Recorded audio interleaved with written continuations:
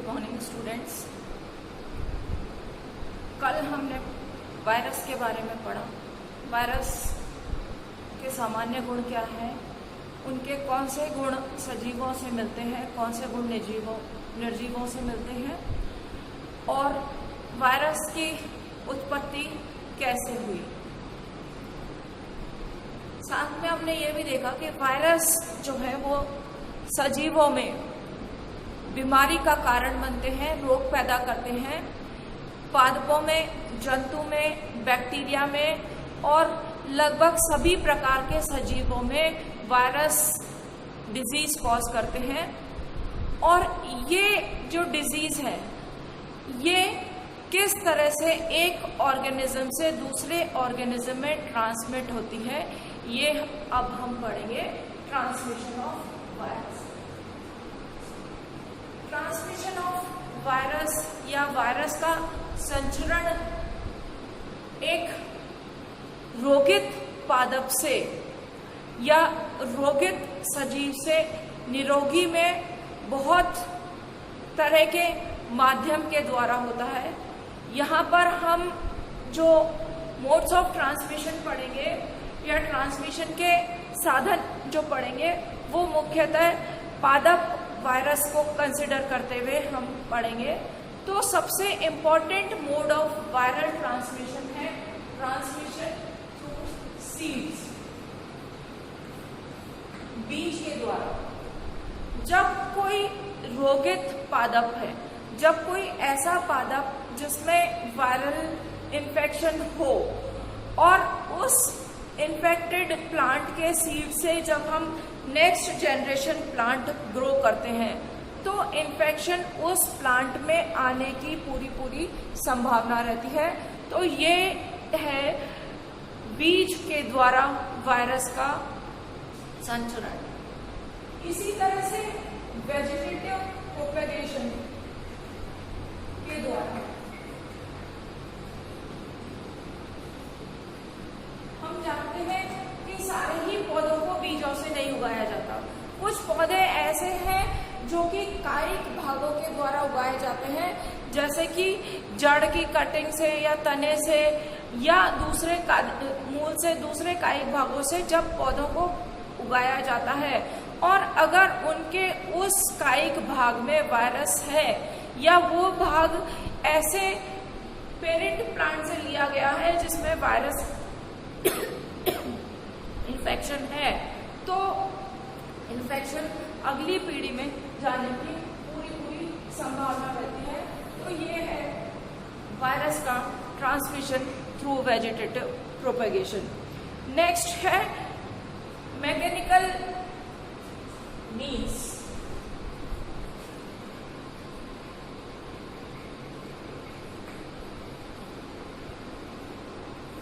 बहुत सारे मैकेनिकल तरीके हो सकते हैं जिनके द्वारा वायरस का संचरण संभव है। उदाहरण के लिए जब कोई व्यक्ति, कोई किसान खेती करता है तो वो पादप को बहुत तरीके से हैंडल करता है, छूता है, उसको काटता है, निराई गुड़ाई करता है और भी बहुत सारे काम करता है। तो उस साधन के द्वारा, उस कटिंग के टूल के द्वारा, कटिंग करने वाली कैंची के द्वारा, नाइफ के द्वारा, खुरपी के द्वारा जो है वो रोगित पादप से स्वस्थ पादप में वायरस का ट्रांसमिशन हो सकता है। तो कोई भी ऐसे टूल्स जिसमें कि आदमी स्वयं एक टूल के रूप में है, तो ह्यूमन के द्वारा या जो भी फार्मर है उसके द्वारा या एग्रीकल्चर इक्विपमेंट्स के द्वारा वायरल का संचरण जो है वो एक जगह से दूसरे जगह में हो सकता है। या फिर बिलो ग्राउंड कॉन्टैक्ट का मतलब है ये रूट है एक प्लांट की और ये रूट है दूसरे प्लांट की। ये पादप है स्वस्थ और ये पादप है रोगित। अगर रोगित पादपों की जड़ का स्वस्थ पादप की जड़ से कॉन्टैक्ट अगर होता है तो यहाँ से इन्फेक्शन इसमें एक दूसरे में होने की पूरी संभावना रहती है।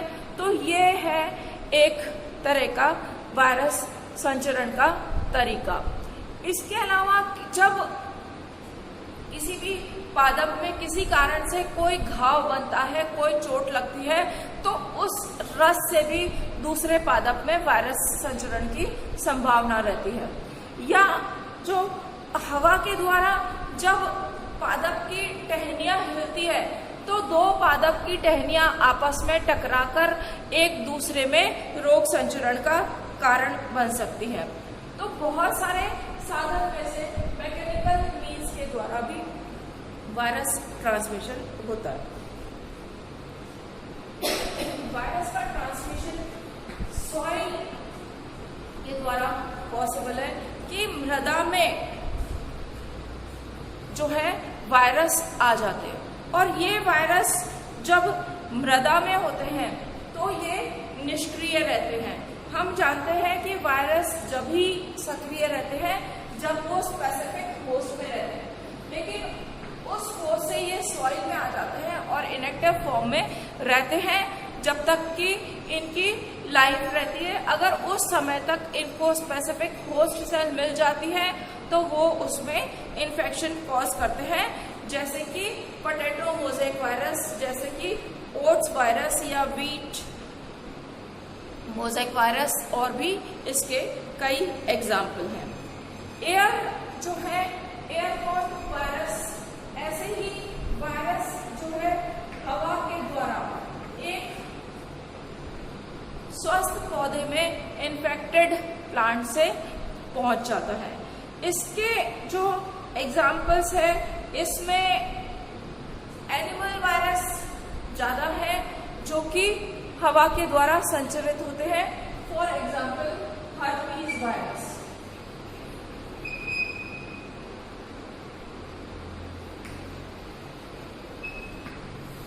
हर्पीज वायरस जो है वायु के द्वारा उसका संचरण होता है। कुछ वायरस जो है पैरासाइट के द्वारा संचरित होते हैं, जैसे कस्कुटा,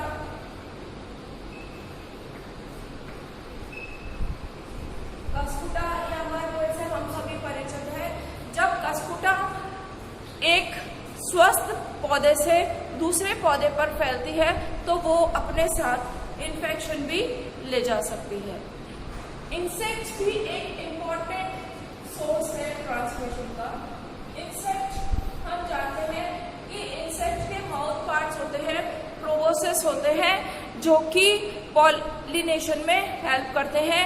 कीट जो है फूलों से मकरंद लेकर और दूसरे पौधे के फूलों पर ले जाकर परागित करने का कार्य करते हैं।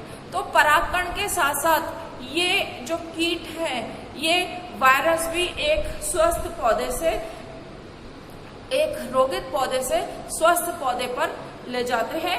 इसका एग्जाम्पल है प्लांट होपर वायरस। इसका एग्जाम्पल है वायरस जो है ये इन इंसेक्ट के द्वारा फैलता है, जैसे प्लांट होपर एफिड या लीफ होपर या वाइट फ्लाई। ये कुछ ऐसे इंसेक्ट है जो कि वायरस का ट्रांसमिशन करते हैं। इसके अलावा कुछ फंजाई ट्रांसमिशन का काम करते हैं। फंजाई जैसे काइट्रेट्स जो है पोटैटो में इन्फेक्शन कॉज करते हैं, और ये काइट्रेट्स अपने साथ वायरस भी ले जाते हैं, तो वायरस भी ये ट्रांसमिशन का कारण बनते हैं काइट्रेट्स। और जैसे तंबाकू में ऑल्पीडियम ब्रेसिकम,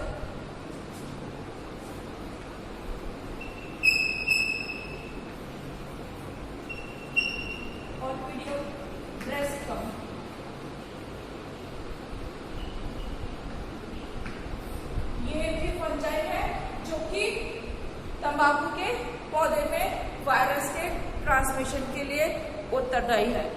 इसके अलावा कुछ निमेटोड्स जो ट्रांसमिशन करते हैं, जैसे कि टोबैको स्टंट डिजीज या टोबैको मोज़ेक वायरस के ट्रांसमिशन के लिए 3 निमेटोड्स जो हैं वो रिस्पॉन्सिबल है। निमेटोड्स के बाद वीड्स,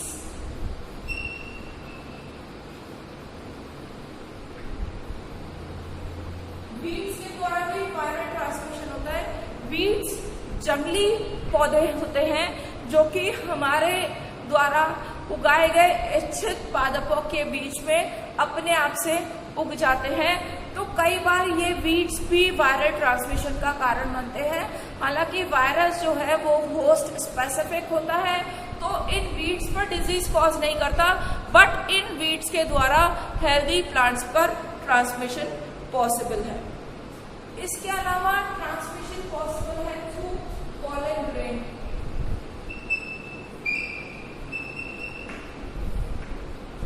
हम जानते हैं कि सेक्सुअल रिप्रोडक्शन प्रोसेस में मेल रिप्रोडक्टिव ऑर्गन जो है एंथ्रीडियम, उसमें पॉलन ग्रेन बनते हैं और वो pollen grain female reproductive organ gynoecium जो है उसके स्टिग्मा पर जाकर पॉलन ट्यूब बनाते हैं। अगर ये पॉलन ग्रेन अपने साथ पॉलन ग्रेन सेल में ये अपने साथ अगर वायरस ले जाते हैं तो ये हेल्दी प्लांट को भी इन्फेक्ट कर सकते हैं।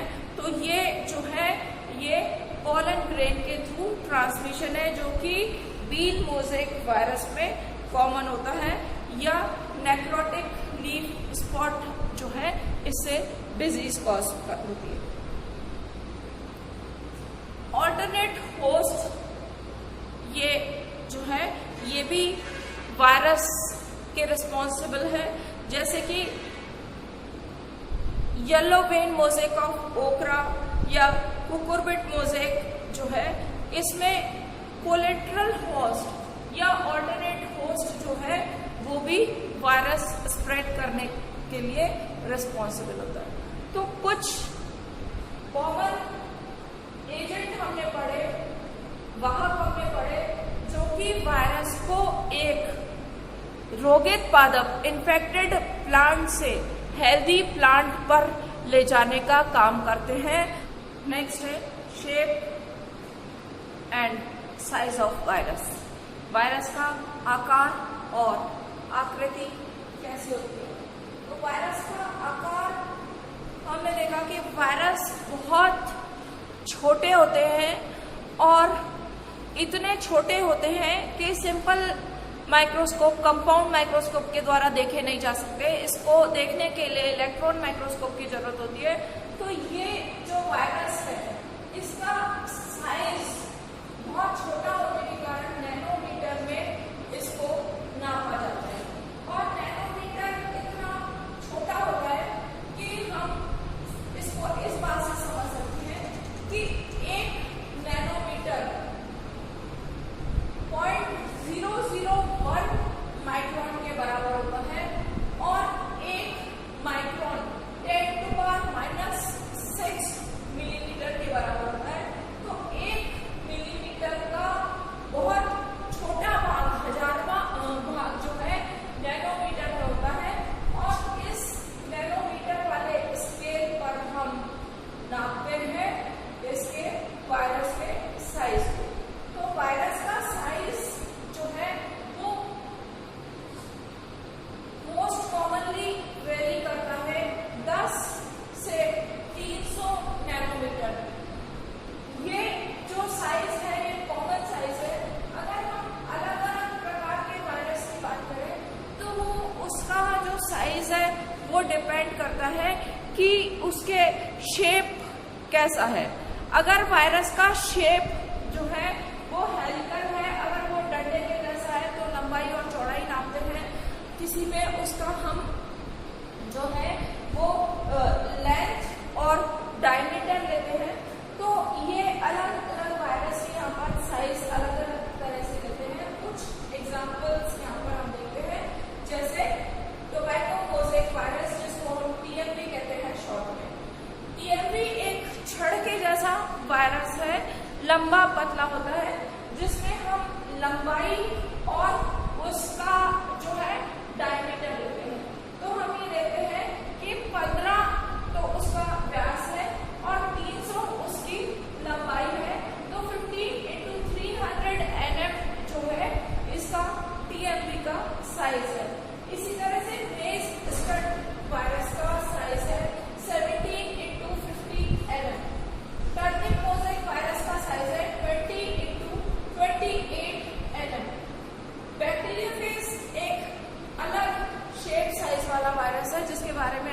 आगे डिटेल में पढ़ेंगे। इसका साइज है 54x200 nm। Small pox virus का साइज है 200x300 nm। इस तरह से हम देख रहे हैं कि अलग अलग वायरस जो है वो अलग अलग साइज के होते हैं। इसका जो है शेप अगर हम देखें तो शेप भी कई तरह का शेप वायरस का हो सकता है। वायरस का जो शेप है उसको स्टडी करने के लिए एक्सरे क्रिस्टलोग्राफी तकनीक का यूज किया गया और इस तकनीक के द्वारा उसका जो है शेप देखा गया। इसके अलावा इलेक्ट्रॉन माइक्रोस्कोप में शेडिंग टेक्निक और नेगेटिव स्ट्रक्चर मैपिंग करके वायरस का शेप देखा गया और उस अकॉर्डिंग ये पाया गया कि वायरस जो है वो डिफरेंट शेप के होते हैं। इन डिफरेंट शेप में एक जो है वो है helical shape. Most common shape of virus है हेलिकल शेप। हेलिकल वायरस जो है वो दो तरह के हो सकते हैं, एनवेलप्ड और नॉट एनवेलप्ड।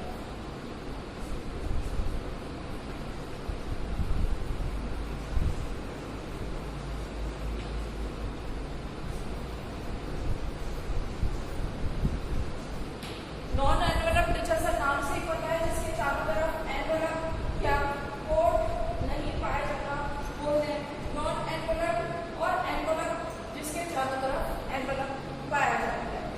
नॉन एनवेलप्ड का एग्जांपल है टीएमवी, टोबैको मोज़ेक वायरस।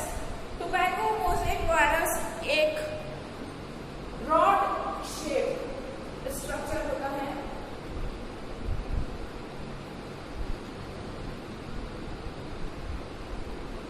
ये इस तरह से ये जो है ये दिखाई देता है, छड़नुमा स्ट्रक्चर है। यहाँ पर हमने ये देखा था कि इसका ये 50 है और ये साइज है 300 nm। तो लंबा पतला छड़नुमा संरचना जो है ये टीएमवी की है और ये जो है इस तरह से ये टीएमवी यहाँ पर हमें दिखाई देता है, जिसके कि चारों तरफ कोई एनवेलप नहीं पाया जाता, इसलिए ये नॉन एनवेलप्ड है। यहाँ पर अगर हम इसको डिटेल में देखें जो हम बाद में स्ट्रक्चर पढ़ेंगे तो ये जो है ये यहाँ पर इसमें सेंट्रल की तरफ ये कोर ये न्यूक्लिक एसिड है और ये जो है इसके ये कैप्सोमोज़। ये स्ट्रक्चर हम बाद में डिटेल स्ट्रक्चर पढ़ेंगे, बट ये जो है ये टीएमवी वायरस है जो कि हेलिकल शेप का है। हेलिकल शेप ये है बट इसमें कोई भी एनवेलप नहीं पाया जाता। इसके अलावा जो वायरस है, कुछ ऐसे वायरस है जैसे एनिमल वायरस जनरली एनवेलप्ड होते हैं। अगर हम बात करें मम्स वायरस की तो मम्स वायरस हेलिकल वायरस, लेकिन इस हेलिकल का मतलब है कुंडलित। इस कुंडलित वायरस के चारों तरफ ये जो हम बना रहे हैं ये सर्कल इस तरह के फॉर्म में ये जो है ये है एनवेलप।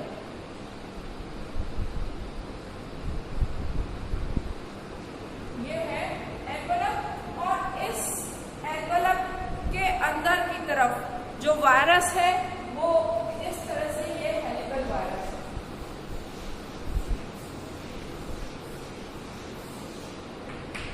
इस वायरस के चारों तरफ एनवेलप पाया जाता है।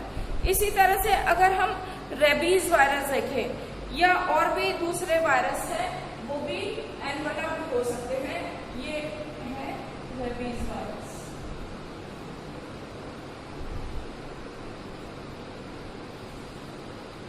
सेम इसमें भी ये रेबीज वायरस है है एनवेलप।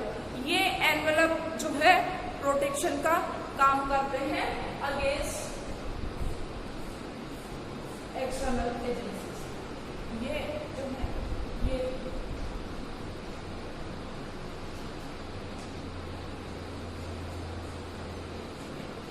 रेबीज वायरस जो है और मम्प्स वायरस,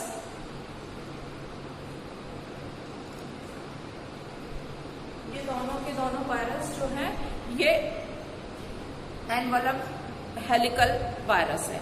हेलिकल वायरस ऐसे कुंडलित वायरस है जिनके की चारों तरफ एनवेलप हो भी सकता है और नहीं भी हो सकता है।